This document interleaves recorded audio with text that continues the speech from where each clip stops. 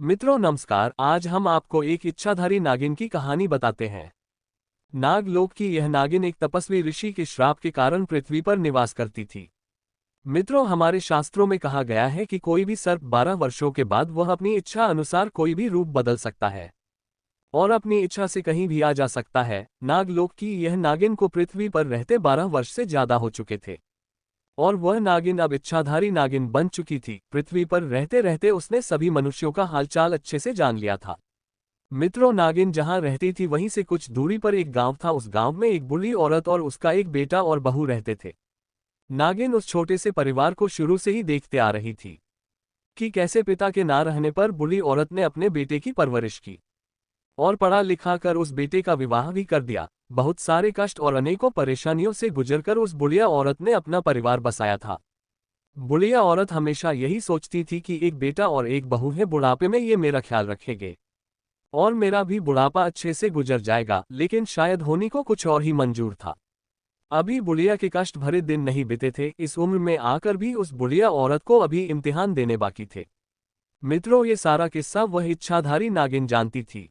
एक दिन की बात है, नागिन जब उस गांव में गई थी तो उसने देखा कि वह बुढ़िया औरत पहले से कुछ ज्यादा ही परेशान और दुखी दिखाई दे रही थी। उस दिन वह नागिन औरत उस बुढ़िया औरत के पास गई और बोली, बहन, मुझे अपने बगल में एक कमरा दे दो किराए पर रहने के लिए। बुढ़िया औरत मान गई और उस नागिन को किराए पर एक कमरा दे दिया। उस वक्त बुढ़िया औरत ने पूछा कि तुम्हारा नाम क्या है। तब नागिन ने अपना नाम विमला बताया।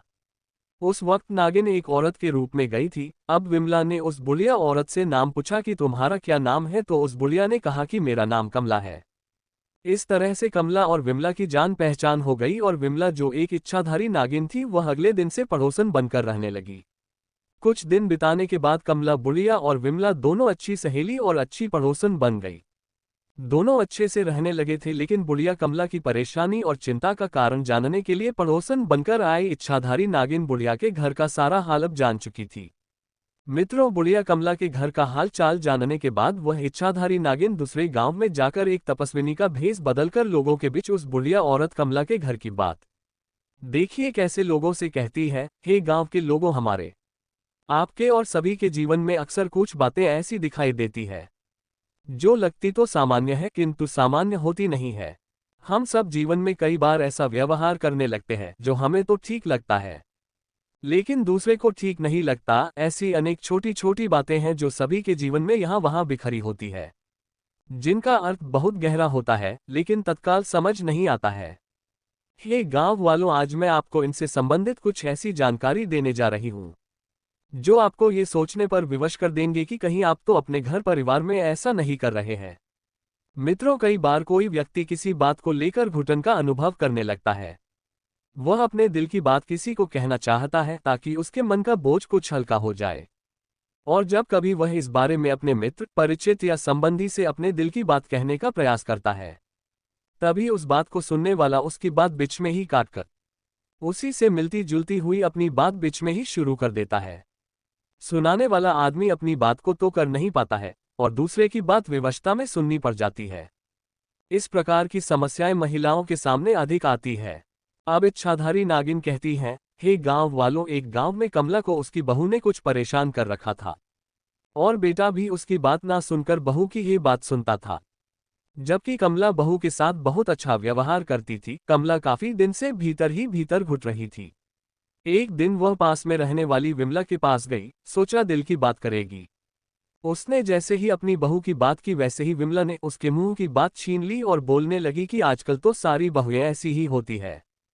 फिर उसने अपनी बहू के बारे में बताना शुरू कर दिया और आधे घंटे तक बोलती चली गई। कमला अपने मन का बोझ तो कम नहीं कर सकी, लेकिन विमला की बातों ने उस बोझ को और बढ़ा दिया था। ये स्थिति बहुत ही गलत है। व्यक्ति का मन जब किसी भी कारण से भारी हो जाता है तो उसकी इच्छा होती है कि वह अपने मन की बात को किसी के साथ बांटे। जब वह कुछ कहे तो सामने वाले को उसकी बात को धैर्य के साथ सुनना चाहिए और फिर जहां तक हो सके दिलासा या हिम्मत देने का प्रयास करना चाहिए। ये स्थिति आज जो कमला के साथ है या किसी और के साथ है, लेकिन कल को आपके सामने भी आ सकती है। हे गांव वालों, आज के समय की स्थिति ऐसी हो गई है कि अगर कोई व्यक्ति अपने किसी परिचित से अपनी किसी आर्थिक समस्या के बारे में बात करता है तो सुनने वाला उसकी समस्या सुनने के स्थान पर अपनी समस्या सुनाने लग जाता है।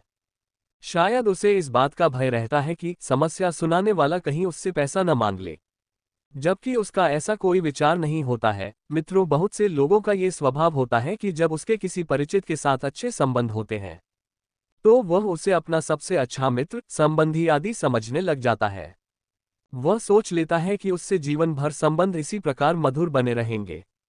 इसलिए वह न केवल अपने बारे में बल्कि परिवार के बारे में भी ऐसी गोपनीय बातें खोल बैठता है जो उसे ऐसा नहीं करनी चाहिए। वह अपना अच्छा बुरा सारी बातें खोलकर रख देता है।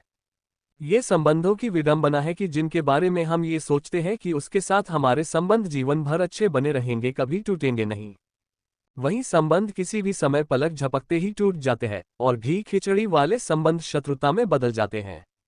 ऐसी स्थिति में आमतौर पर व्यक्ति को उन्हीं बातों के ताने बाने सुनने को मिलते हैं जो बातें उसने स्वयं ने बताई होती है। मित्रों, घर के लड़ाई झगड़े को कभी भी घर से बाहर किसी के भी सामने भूलकर भी ना खोले।